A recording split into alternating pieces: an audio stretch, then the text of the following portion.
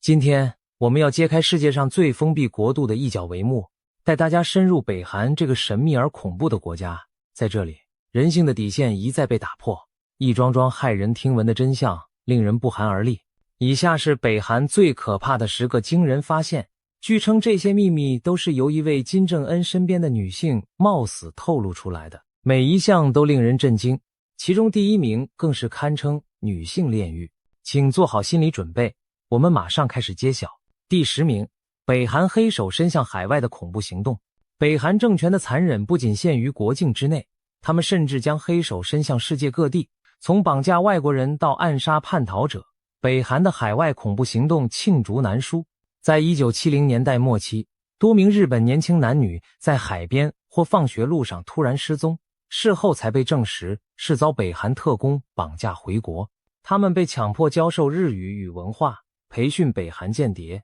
甚至有人被迫成为高层的配偶。这些案例包括失踪13岁的日本少女横田惠，北韩多年后才承认绑架罪行。同时，北韩还在1978年大胆地绑架韩国电影导演申相玉及其妻子女明星崔银姬，强迫他们替北韩拍摄宣传电影。这对夫妇经历了8年可怕的软禁生活，最后在国际社会协助下才戏剧性逃脱。更骇人的是，北韩政权会跨国追杀自己眼中的敌人。2017年，金正恩的异母兄长金正男在马来西亚吉隆坡机场遭到2名女特工毒杀，他们当众将剧毒神经毒剂涂抹在他的脸上，短短几分钟内就夺走了他的性命。这起暗杀事件震惊全球，证明北韩不惜动用大规模杀伤性化学武器来清除异己。另外，许多脱北者即使逃到国外仍然提心吊胆，因为北韩派出的特工可能在世界任何角落进行报复或灭口。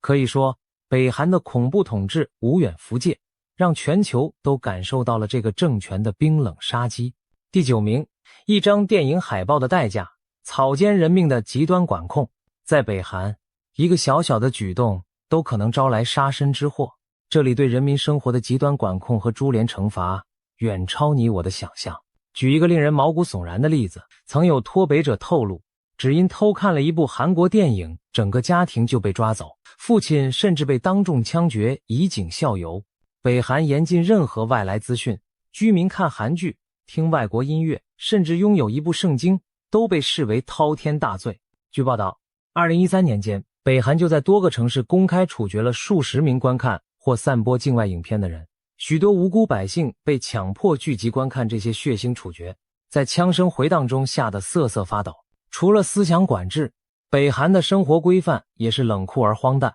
人民不能随意穿着牛仔裤或留时髦发型，女性不能骑脚踏车，一旦违规就可能遭受严厉处罚。更残忍的是所谓的连坐制度，如果有人被指控政治犯罪，他的父母、配偶、子女乃至孙子女都难逃厄运，全家老小一起被投入地狱般的集中营。许多孩子一出生就被打上罪犯家属的标记，在恐惧与饥饿中长大，从未见过自由的阳光。想象一下，只因唱错一首歌，说错一句话，就可能让3代人一起消失。这种草菅人命的极端统治，让北韩人民日夜活在惊恐阴影中，每个人的尊严和生命都如风中残烛，随时可能被无情熄灭。第8名，为权力颤抖，高官遭处决的离奇手段。在北韩，连位高权重的高官都朝不保夕，稍有不慎就会被最高领导人残酷清洗，而且手段令人不寒而栗。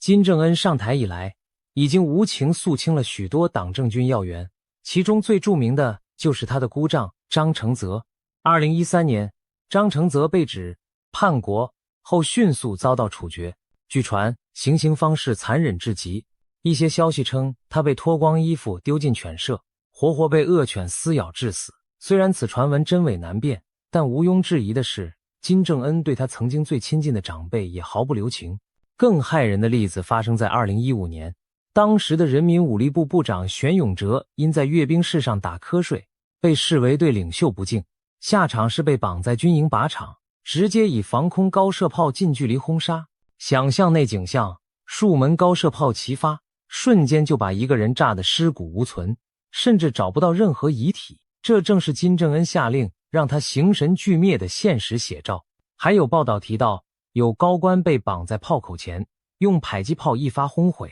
甚至有人被用火焰喷射器烧成焦炭。北韩权力场如同古代皇宫般血腥，官员们表面前呼后拥，风光无限，实际上每一天都战战兢兢，如履薄冰。稍一触犯最高领袖的忌讳，迎接他们的就是最残酷的死亡。这些离奇而恐怖的处决手段，充分显示出金氏王朝的残暴冷酷，也让整个官僚阶层陷入永久的恐惧之中。第7名，逃亡之路比地狱更痛苦。对北韩人而言，跨越国境逃离祖国看似是一线生机，却可能踏入另一场噩梦。数十万脱北者中，只有少数成功抵达安全的自由土壤，更多人要么在路途中葬身荒野，要么被捕后遭受难以想象的折磨。如果逃亡者不幸被中国警方逮捕，并强制遣返北韩，等待他们的往往是比死亡更残酷的惩罚。男性可能被投入劳改营受尽折磨，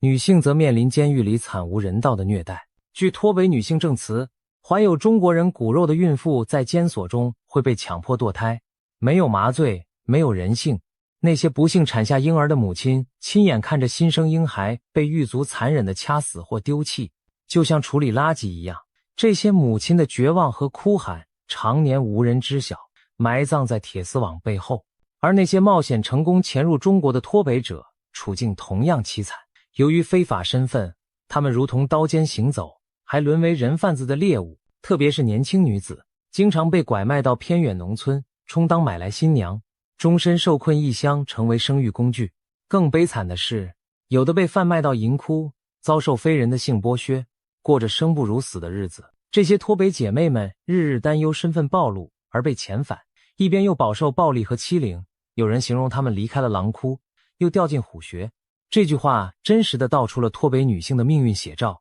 总之，在北韩体制下，人民几乎没有出路，留在国内是暗无天日的压迫生活，冒死逃亡又面临另一种炼狱般的折磨。逃亡之路如此惨烈，让人更深刻体会北韩政权的残酷无情。第6名，女性的无声悲鸣，性暴力无处不在。在北韩这个父权集权交织的社会，女性正经历着一场无声的浩劫。除了众所皆知的物质贫困，性暴力几乎渗透在女性生活的每一个角落。联合国调查和人权观察报告皆指出，北韩女性经常受到官方人员的性剥削，而且司空见惯到被视为正常生活的一部分。警方官员、看守、上司甚至军队长官都可能随时要求女性顺从其淫威。许多脱北女性在接受访问时泪如雨下的描述，在北韩，女性若遭性侵既无法反抗，更无处申诉，只能默默承受屈辱。有句在脱北者圈子流传的话，在北韩，男人对女人为所欲为，就像喝杯水那么平常。这样的绝望写照道出了无数女性的心声痛苦，得夜晚独自流泪，却说不出为什么。北韩女性在军中和监狱里的遭遇更加凄惨，近70%女兵都曾被上级性侵或性骚扰。很多女孩年仅18岁入伍，以保家卫国的名义服役，却沦为长官的玩物。她们往往因长期营养不良而半年就停止月经，但更大的创伤来自身心频繁的性虐待，使她们身心遍体鳞伤，却不敢也不能发出抗议。那些在集中营和看守所的女囚，更要时刻提防狱卒兽性发作。曾有前女监守证言透露，狱警可以任意挑选女犯人强暴，一旦令她们怀孕，等待女囚的就是强制堕胎。若胎儿月份已大，婴儿出生后当场即被打死或活活烧死。听到这种情况，任何人都会不寒而栗，但在北韩的女性世界里，这却是见不得光的日常。女性从年幼时期开始就被教导要绝对服从权威，许多年轻女孩甚至认为被有权势的男性相中是无法改变的命运。当整个国家将女性尊严踩在脚下，其黑暗和悲哀已难以用言语形容。北韩女性的无声悲鸣，正是这个集权体制下最令人心碎的悲剧之一。第5名，大饥荒下的人吃人惨剧。谈起北韩的饥荒，许多人会联想到一幅令人心碎的画面：枯瘦如柴的孩童，骨瘦如柴的劳动者，街头饿殍遍野。但更骇人的是，在生存本能驱使下，人吃人的惨剧竟也真实上演。上世纪90年代中期，北韩经历所谓苦难行军的大饥荒，全国粮食系统崩溃，数百万人饿死。饥饿达到顶峰时，许多绝望的人开始以草根、树皮果腹，更有甚者铤而走险地把魔爪伸向同类的尸体甚至活人。根据脱北者报告，当年一些偏远地区发生了骇人听闻的事件，有一位父亲活活饿疯，竟将自己年幼的儿女残杀烹食，还有饥民在墓地挖出埋葬未久的遗体，割下肉来煮汤喝。这些举动令人发指，但在极端饥荒中，人性的底线被迫崩解，恶鬼一般的人们只能用近乎野兽的方式求生。北韩当局对此不但见死不救，还严厉封锁消息，惩罚涉事者。据传，那些设有人吃人事件的人，即便只是出于求生本能，也被逮捕后秘密处决，以免消息外泄。有一宗案例流传甚广，一名男子因沙子冲击而被枪决示众，政府官员宣称要杜绝反常乱伦的丑行，却不反思究竟是何等极端的绝望将人民逼到这一步。在那段黑暗岁月里，甚至市场上出现人肉的传闻，有人发现卖肉的小贩提供的肉块形状怪异，怀疑就是从人体身上切下来的。无论这些传闻是否全部属实，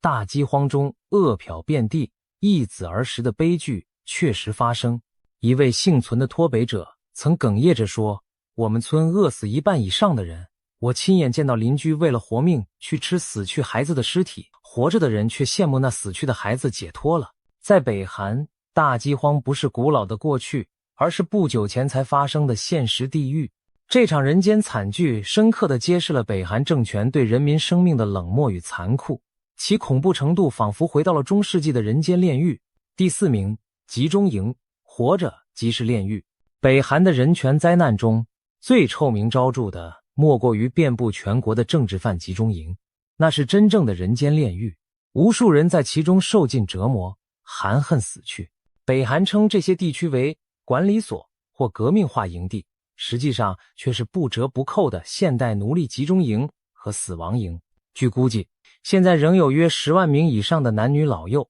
被关押在至少5个主要集中营里，其中包括全家3代人一起被当作罪犯关押的骇人场景。在这些扎满铁丝网和哨塔的山谷里，囚徒们从早到晚被强制从事超强度的苦役，开山、砍树、开矿、农耕，无论严寒酷暑都要完成繁重定额。由于长期营养不良，很多囚犯骨瘦如柴，毫无力气。即使如此，完不成任务就会迎来毒打和减少口粮的惩罚。营地每天供给的只是掺杂着沙石与树皮的少量玉米糠粥，根本无法维持生命。许多囚徒被饿到眼冒金星，为了一口蛋白质，竟在劳动间隙捕食老鼠、蛇和虫子填肚。饥饿与劳累辗转折磨下，人们一批批倒闭。曾有幸存者回忆，每天都有人饿倒，再也爬不起来。他们的尸体就像垃圾一样被堆上推车，拉到山上埋掉或者焚烧，用骨灰当作肥料撒在田里。这是真实发生过的情景，令人不敢置信，却又不得不信。集中营里更充斥着肮脏残忍的酷刑与私刑，为了逼供或惩戒不服从的囚犯，狱卒可谓无所不用其极，电刑、水牢、火烤、吊打，样样都有人亲身经历过。一位曾在政治犯营长大的脱北者申东赫就讲述过自己童年遭受的恐怖惩罚。他曾因一件小事被吊起来倒挂在火盆上，烧得皮开肉绽，几乎丧命。而让他永生难忘的，还有亲眼目睹母亲和哥哥被公开处决，原因是他们试图策划逃跑。年仅14岁的申东赫被卫兵强制拖去，看自己的至亲被绞刑处死，他惊恐万分，却麻木地流不出一滴眼泪。因为在集中营长大的孩子，从小就被教导亲情可以出卖，背叛是美德。类似的极度泯灭人性的场景，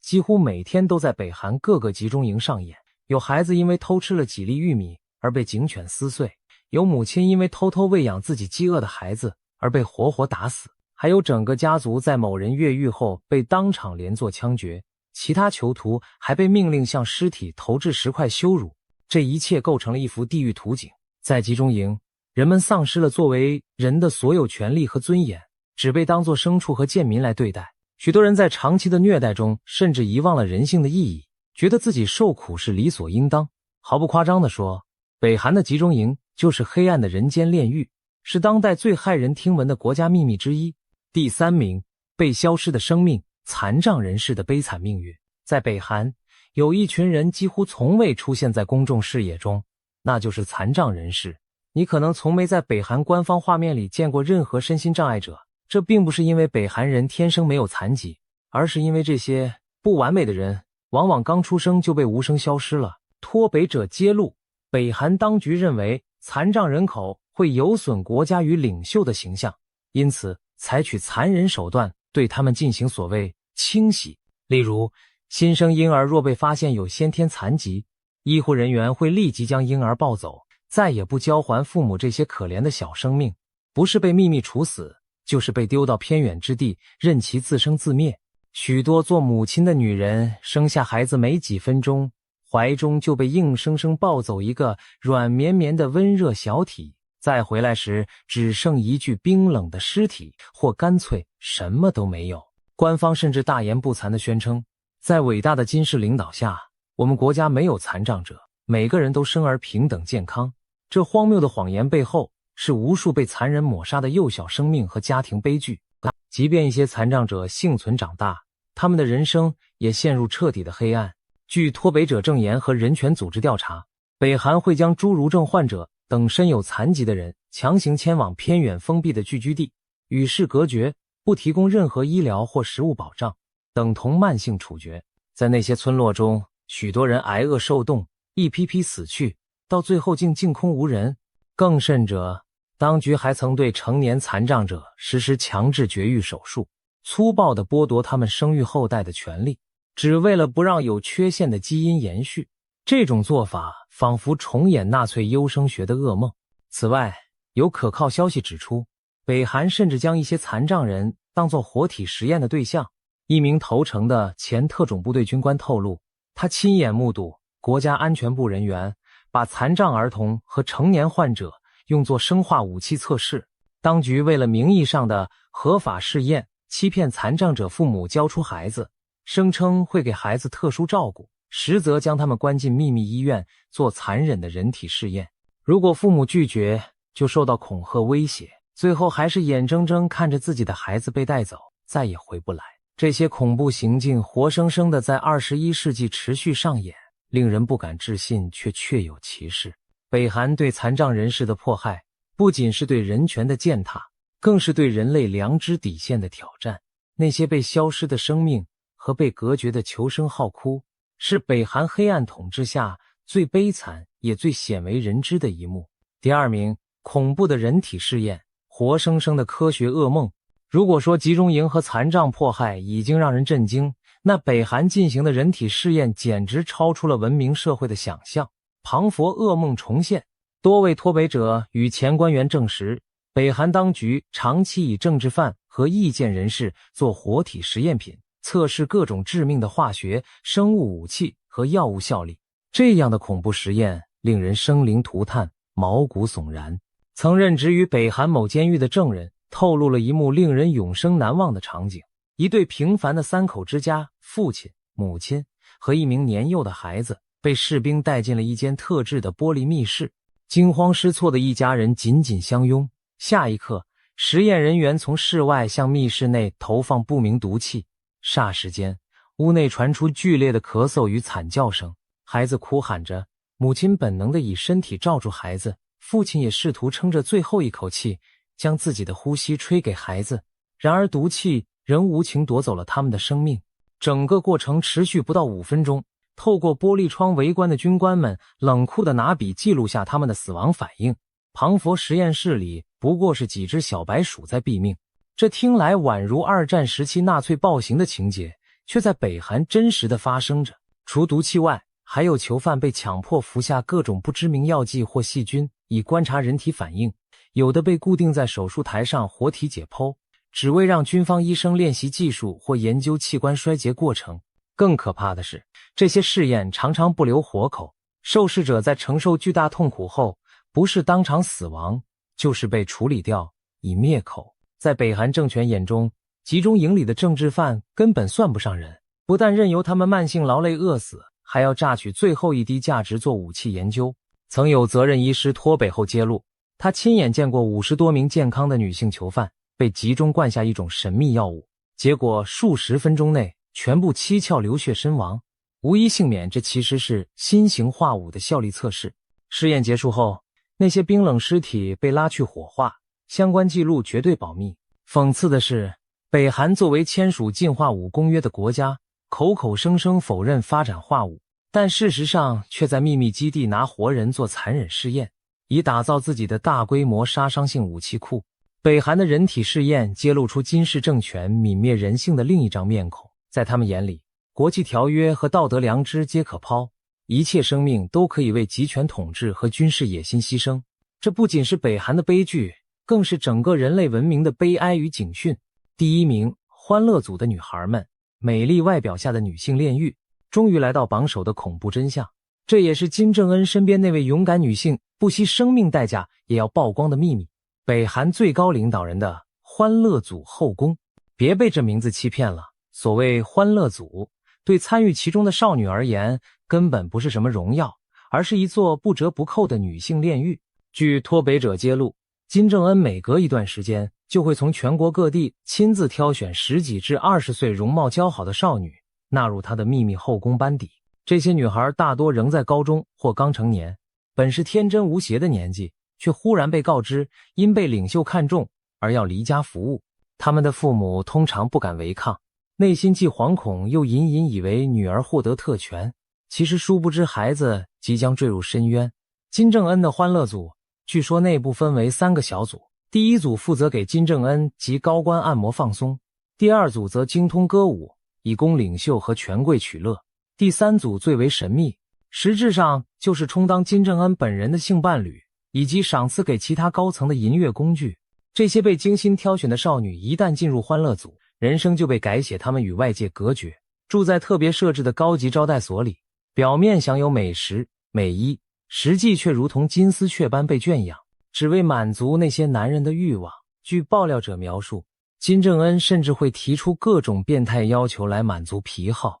例如他曾命令某位少女拔光全口牙齿，以方便为她进行所谓口腔服务，事后再赏赐她假牙作为补偿。这听来令人头皮发麻，但在领袖的命令下，女孩们连哭都不敢哭，只能忍痛顺从。还有成员被迫轮流陪那些平日养尊处优的将军、高官饮酒作乐，酒桌上一个眼神不对就可能遭掌掴或羞辱。夜深后，他们往往逃不过被权势者挑中侮辱的命运，身心受到极大创伤。这些年轻女孩原本有自己的梦想和家庭，却被剥夺了一切自由与尊严。欢乐组对外绝对保密，他们甚至不能与亲人联系，只能在高墙深院中互相依靠。一些女孩承受不住屈辱和痛苦，试图自杀寻求解脱，但也有人因害怕株连家人而选择晋升忍耐。据说欢乐组成员通常服侍数年，年岁渐长便会在20多岁时被退役。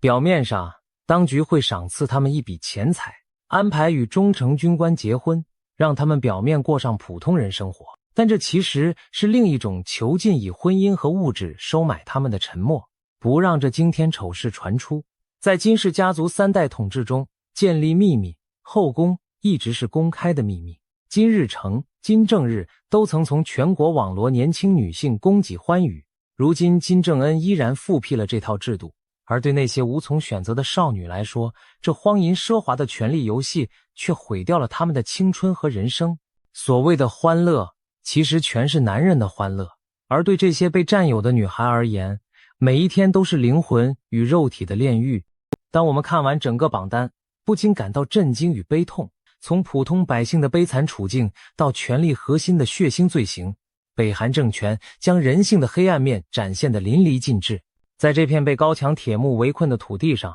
数百万人民正生活在极度恐惧和压迫之中。饥饿、酷刑、欺瞒、虐杀这些字眼构成了北韩许多人日复一日的现实。然而，正如那位冒死传递消息的女性所示范的，黑暗中总有人怀抱着勇气与希望，试图将真相公诸于世。我们揭露这一切恐怖事实，并非只有震惊和绝望，更是希望全世界能听见北韩人民无声的呼救。也许有朝一日，这个苦难深重的国家终将迎来黎明，结束这场人间炼狱般的历史悲剧。